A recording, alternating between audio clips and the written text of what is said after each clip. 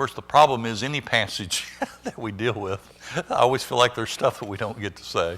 So this is nothing new. One of the things that dawned on me that I want to kind of set the stage for some more remarks here this morning is this ongoing awareness of the reason that we are motivated to study any of the Gospels. And as we have picked Matthew, probably the best way to say this, Dr. Robert Mulholland, who teaches at Asbury Seminary up in, where is Asbury? Is it up in Lexington, Kentucky, isn't it? Yeah. Wrote a book, and I got to talk to him about it personally. I think it's entitled something like Spiritual Growth in the Name of Jesus. It's something like that. He has a definition of spiritual maturity and growth that's really incredible. And it's simple, but it's really powerful if you think about it. He says in that book that it is growing more and more into the image of Christ by the power of God, and it's for the sake of others. And it's that last expression that really arrested my attention the first time I read that.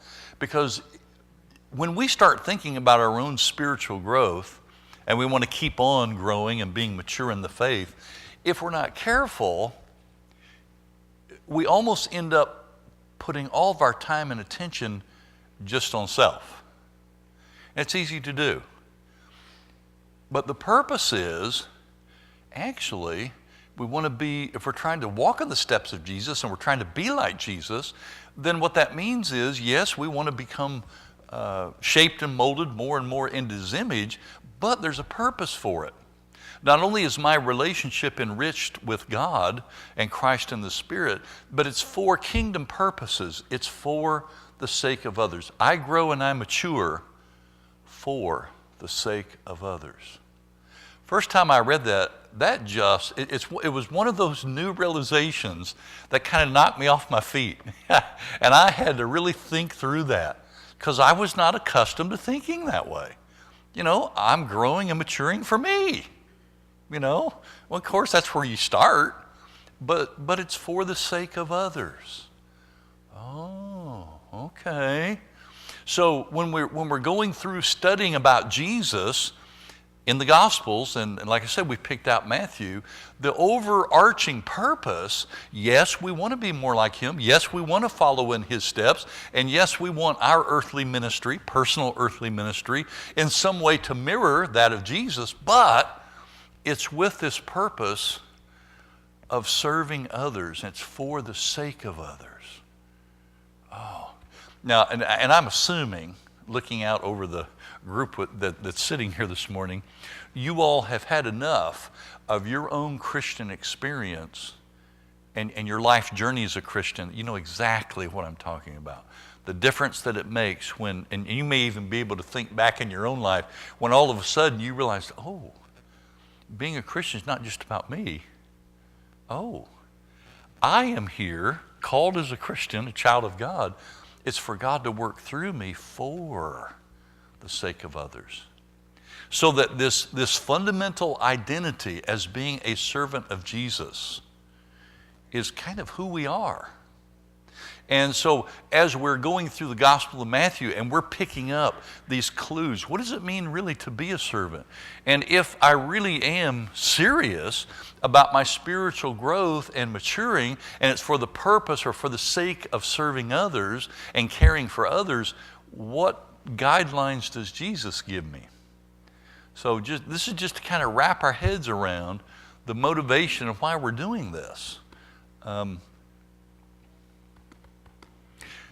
There's some interesting stuff I've run across, and it would be neat if each one of us took time to do this because it's related to this question of spiritual growth and learning. Remember, toward the end here, Jesus says, "Take my yoke and learn of me. For my yoke is easy, my burden is light." Learn of me, okay? that learning is not just head knowledge. It is what's called praxis. It's putting into practice what we know. It's transformational knowledge. It is growing more and more into the image of Christ. If I were to ask this, it would be interesting. Let's say we were going to do this for next Sunday morning, and I won't give you this for homework, but it'd be interesting if I could. So next Sunday morning, we're going to do Bible class a little different. We're going to come down and sit toward the front, and it's going to be kind of like an informal group meeting. And what we're going to do is, for this coming week, you're going to figure out your own way of answering the question, how have I grown more and more like Jesus? How do I even think about that? How do I, in my own mind, measure that? How do I know that I'm more like Jesus today, November the 12th, than I was November the 12th, 2016? So can I even fathom how I have grown more like Jesus just within this last calendar year? And see, too often, I don't think that idea rattles around our head up here. We're not as intentional, perhaps, as we need to be with that. That here is where I need to be growing, and I can see this past year I've made some progress. Or, kind of if you're honest with yourself, there may be some areas where you look at it and you think, this has not been a good year. In this particular area of my life, I think I took 2 steps backwards. So it's that kind of, and one of the things that comes out of this in being a follower of Jesus, and we've already kind of touched on this a little bit, following Jesus means an ongoing, growing level of self-awareness and where you are and where your heart is. Religion per se, as far as Jesus conceives of it, was never meant to be something to hide behind. Never meant to be external ritual so you don't have to know who I am. Never meant by that as far as Jesus is concerned. A follower of Jesus is going to take seriously heart issues, relationship issues, maturation or character formation issues, all for the sake of others. So it's very important for us to realize that aspect of studying Jesus and in the Gospels. And I could go on forever on that, but let's move on. We've already talked about Jesus pronouncing woes to these unrepentant towns. And we're going to focus, I think, a little bit more on some of that response. I mentioned last week that when Jesus did miracles there were individuals who didn't respond to the miracles. And there's this connection between Jesus' miracles actually being teaching moments. And there were times when Jesus would respond to a need of the moment, whether it was feeding the 5,000 or raising someone from the dead because there was a person with this pitiful plea, raise my daughter or raise my son. There was human need in front of Jesus, and when he would respond to that in a miraculous way, 2 things came out of it. Number one, a demonstration that Jesus truly is the Son of God. I've often wondered, at the end of the Gospels, I think it's in Mark, you get this confession of the Roman centurion. Truly, this was the Son of God. And there are people all through the Gospel of Matthew who as much as they can humanly, they kind of get this clue as to who Jesus is. Truly, he is the Son of God. And some of the miracles that Jesus performed said that. Part of his claim, he was the Son of God. The other part is Jesus intended that those miracles be the foundation for people to rethink, change their lives, and become sort of recipients and participants in the kingdom of God. There are some individuals whose hearts were just as closed as they could be. They weren't open. They weren't repentant. Now, I don't know if we've all caught ourselves thinking this. If I had been right there where Jesus was and I had seen him perform some of these miracles, we would say, okay, I'm in, count me in, no problem, I'll believe. But I wonder where would we be?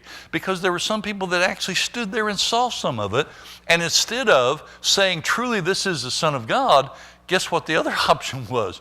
Truly this is someone who works with Beelzebub. And you're like, really? How can they come to that conclusion? Well, it's because they had preconceived notions. They had a colored lens of what they thought the Messiah ought to look like, and Jesus didn't look like that. And so they found it very easy to dismiss the things that he did. And as a result, are portrayed as having an unrepentant heart. Probably the thing that breaks God's heart the most about human beings is when they come to the realization of changes they need to make and their hearts are unrepentant. I would think that right up the top of the list, what breaks God's heart is unrepentant human hearts, unwilling to change, even though they see it, but they dismiss it. And this is the thing this is part of the good news in the Gospel of Matthew. Yeah, you can have an unrepentant heart, but it doesn't have to stay that way. Because what we'll find in the Gospel of Matthew as we go along, there are some people who change their views of Jesus. That is possible.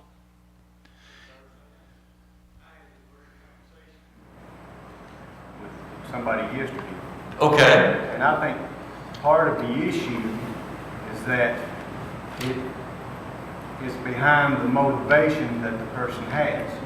You see what I'm saying? Yeah. If their motivation was truly to find God and to seek Jesus, then they were looking for the truth, and they would find it. Yeah. But a lot of those people, because one of the things that I think I had the most difficult with as a young Christian was trying to understand all those that were with Jesus day in and day out and seeing him perform miracles and yet still deny him. Yeah.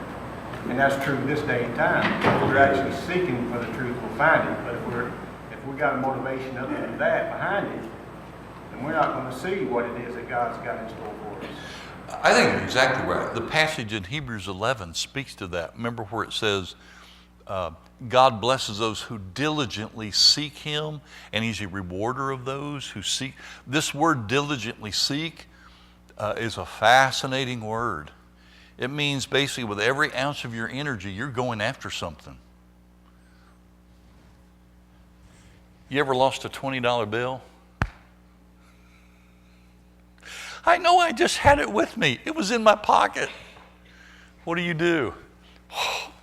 It's funny the energy we'll go through to figure out where we lost a $20 bill. Now, sometimes you may misplace things even more valuable, and then you really discover how diligently you can go after something and how long you'll stay after it till you find it. Think of something valuable that you've lost. On 3 occasions, and I love to tell this story, and Nancy knows this, on 3 occasions, I've lost my wedding ring. Boy, that's an agonizing, diligent search, okay? On 3 occasions, after a long search, found it. Well, if you've lost something you think is very, very valuable, boy, that puts the motivation behind it. And this is, I think, David, right at the core of what Jesus is going to try to say when we get to chapter 13, that the kingdom is so valuable, let me tell you what it's like. And so in chapter 13, we get these kingdom parables, which are just little insights. And Jesus loves to take day-to-day examples, and it's just amazing. Something real simple. But he's getting at a deep kingdom truth that is probably the best way to get at it, at least crack the door open for us to think about a spiritual existence and spiritual meaning and kingdom values that otherwise you're not going to think about. So it's very powerful to think about that. But you're exactly right, the motivation. What motivates us to seek Jesus? What's interesting, and we've mentioned this, and we've already seen some people in Matthew already, there are some individuals who kind of have the wrong motivation in seeking Jesus. It's pretty clear. They come to Jesus, for food. Some of them for companionship, as long as things are working their direction. And they have misunderstandings about what his ministry is all about. But even individuals with the wrong motivation, if they're within earshot of Jesus, he's still going to take advantage of sharing this, repent, for the kingdom of heaven is at hand. And he'll have other opportunities to interact with people. It's interesting that part of the good news is, and think about this, I don't have to know your motivation to share the good news. See, what if, and I don't think we've maybe thought about this, what if every time we shared the good news of Jesus, I had to check in with you and figure out how to determine what your motivation is for listening to the good news of Jesus. And once I've figured out that you've got the right motivation, then I'm willing to share the story. Whew, we think we have it tough now. That would be a layer of toughness that none of us would want to share the story. So, somebody may not have the purest of motives, but that didn't stop Jesus. He had a good news that had to sound out. And the disciples were that way too. That once they understood as apostles, later once the church began, the good news of Jesus. Some have the right motivation and some don't. Okay? Now, at the end, let's see. Yeah, I want to look at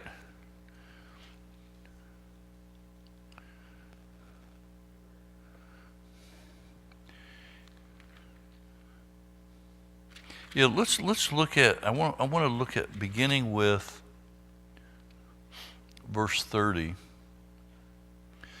We talked about the relationship between the Father and the Son. No one knows the Son except the Father.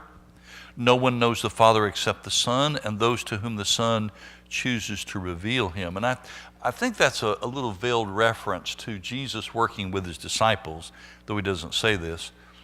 Come to me, all you who are weary and burdened, and I'll give you rest.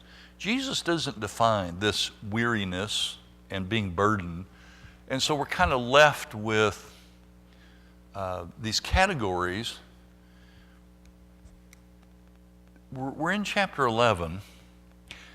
Jesus gives this as part of his call to the kingdom. Come to me, all you who weary and are heavy laden or burdened.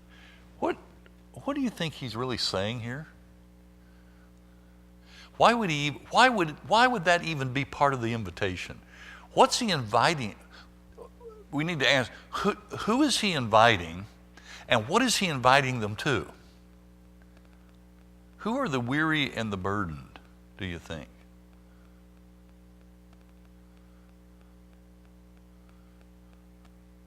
Anybody want to venture a guess? Who are the weary and the burdened?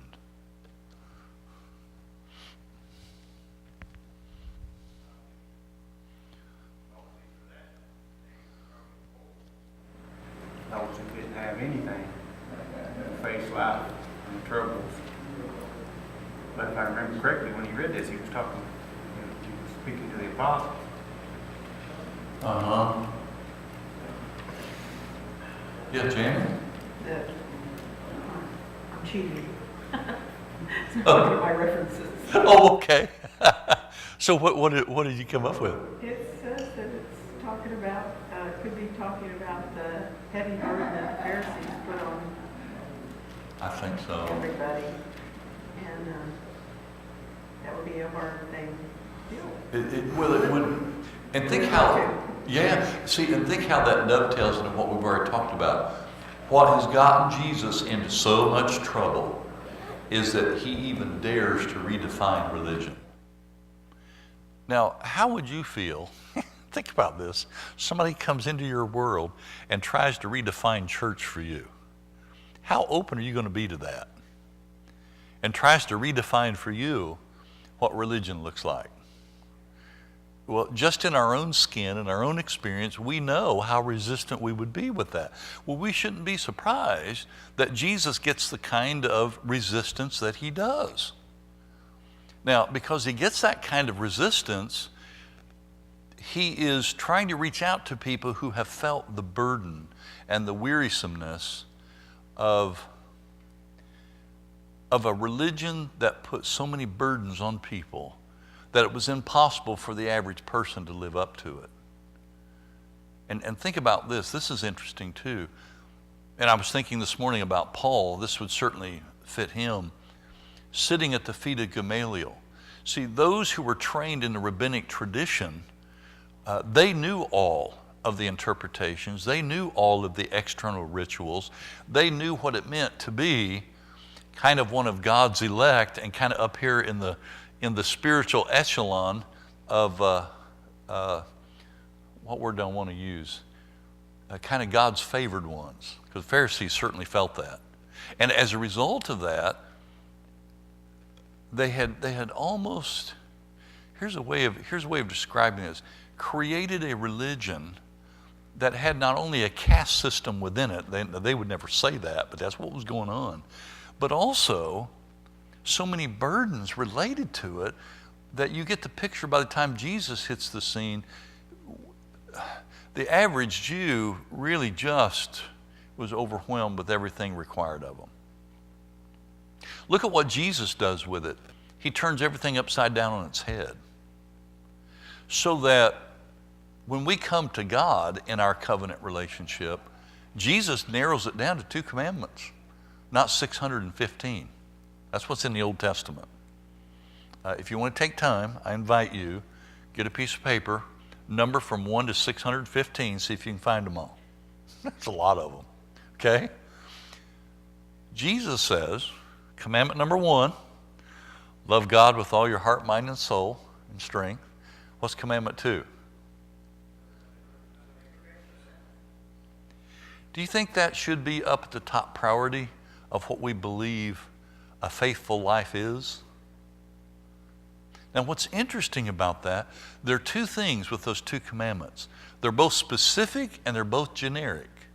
Because what that means is we hear the specificity of it, but they are general enough that in my own life I can figure out how to apply commandment number 1, and in my own life I can figure out to whom I need to be reenacting commandment number 2.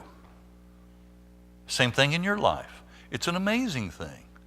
So that Jesus comes along and redefines religion. It's not about place. Boy, see, for the Jew, it was all about place. No, not place anymore. If you want to talk about place, it's in here. It's in the human heart. So that kingdom itself gets redefined. Oh, that really got me into trouble. Because if you're redefining kingdom, guess what? You're taking away the power of the stakeholders. Ooh. Man, no wonder he had such angry crowds after him all the time. They were sharp enough to know what was going on. They could see what he was doing. And so as we look at Jesus saying, come unto me, all you who are weary and heavy laden, he's not just talking about being burdened down with life, weariness because of the demands of life on you and your family, though I wouldn't say it would exclude that, but it seems like that the primary reference is one of a spiritual religious reference, that there were people religiously, spiritually, that were just wearied and burdened, and Jesus says, come to me, because what I've got is completely different. My yoke is easy, my burden is light. And I think there's some Jewish literature that uses the connection between the rabbi and his disciples as they're following him around in terms of yoke and burden. So that Jesus appropriates that and says, okay, you may see me as a rabbi, but if you'll follow me around, I will let you know. I'm not going to demand more than needs to be demanded. I'm not going to put more burdens on you than you can handle. He really narrows it down to the simple, and yet it's very powerful. Now, he goes on to say at the end of this chapter, I am meek or gentle and humble in heart. Now, let's think about the last expression first. I am humble in heart. Was it prideful for Jesus to claim his humility? Does that sound like a contradiction for Jesus to say, I am humble in heart? What is humility? Maybe that's what we need. Step back on what maybe we need to define humility. What is it? If Jesus claims that he is humble in heart, what is he claiming? Oh, yeah, that's a great place to start. You're putting others before self. What else? Humility. When you think of humility, what comes to mind? So you've got others before self. Yeah. Perhaps even the idea of a foundation of submissiveness. See, think of all the times Jesus said, I'm not here to do my own thing. I am here to do the will of the Father. So that's humility, a willingness to give up self for a greater cause. Yeah, that's a great one. So we've got, Nancy? It also goes along With meekness, okay. and that is the ability. In other words, you have the power and the strength to push yourself forward, but Right. you're choosing to put others in front of you. It's strength under control. Yeah. And humility and meekness are seen best in a position of power. And think of how many times in the New Testament humility and meekness are paired together. A lot of passages where those are paired. And it's because there is some overlap. And probably at the nice place where they overlap is this idea of strength under control. I think I mentioned Wednesday night as we were looking in the book of James about heavenly wisdom. There's this great phrase, gentleness of wisdom. It's a phrase there. What's heavenly wisdom? Gentleness of wisdom. Well, I see Jesus functioning that way, but the strength under control is a fascinating thing. You're going to give up your own will. You're going to care about others first, even to the point of sacrificial caring. And of course, guess who's the greatest example of that? Jesus, sacrificial caring. You care even to the point when it hurts. See, that, of course, that challenges our own practice of discipleship, doesn't it? Because a lot of times we will care up to the point. If it starts looking like it's going to take too much of self, guess what? That's where my discipleship stops. Well, discipleship is you go all the way. Whatever the need is, you go all the way. Yeah, it may be a little uncomfortable. It may put you outside of having fun. I was talking to a Christian sociologist just before he died. He's sort of well known. But we were both talking about how that there's a cultural value that has invaded discipleship in the church. We had a long discussion about this. And the reason it's come up is because I've had several ministers and youth ministers ask me about this. So I know it's not just within our own church. How many times have you asked somebody to help you with something, and they'll either implicitly ask it this way, or they'll come right out and ask it, well, are we going to have fun? Well, maybe not. Maybe pursuing this need that's out there, that if I'm a true disciple, that's not my first question, whether or not I'm going to have fun. We live in a fun-loving culture. I mean, that's it. Well, the problem is that sort of seeps into kingdom life. And if we're not careful, it can get to the point where that becomes our first question. Are we going to have fun? Well, that question's off the table. Because as a follower of Jesus, we see Jesus never asking that question during his ministry. Father, am I going to have fun doing this? That was never one of his questions. So we have to be serious about, and see, David, this goes back to what you brought up earlier, the motivation. What is our motivation for wanting to follow Jesus? He who was and who claimed to be meek and gentle. Wow. That's how he dealt with people. Now, look at the ones that he didn't deal that way with. And again, this is a turnaround. It's almost a paradox. The people you would think that Jesus would treat the best, at least from our perspective, some of the religious civil leaders, boy, he let them have it, didn't he? And then the people that historically you think, well, their lives are all torn up, all kinds of problems, chaos in their life. Jesus should have really let them have it. Straighten up and fly right. Well, those are the individuals to whom Jesus was meek and gentle. He knew they needed that. So that challenges us in our discipleship. Well, let's begin there next week. In fact, if you want to, read chapter 12 and we'll start working into chapter 12. Thank you all for being here this morning.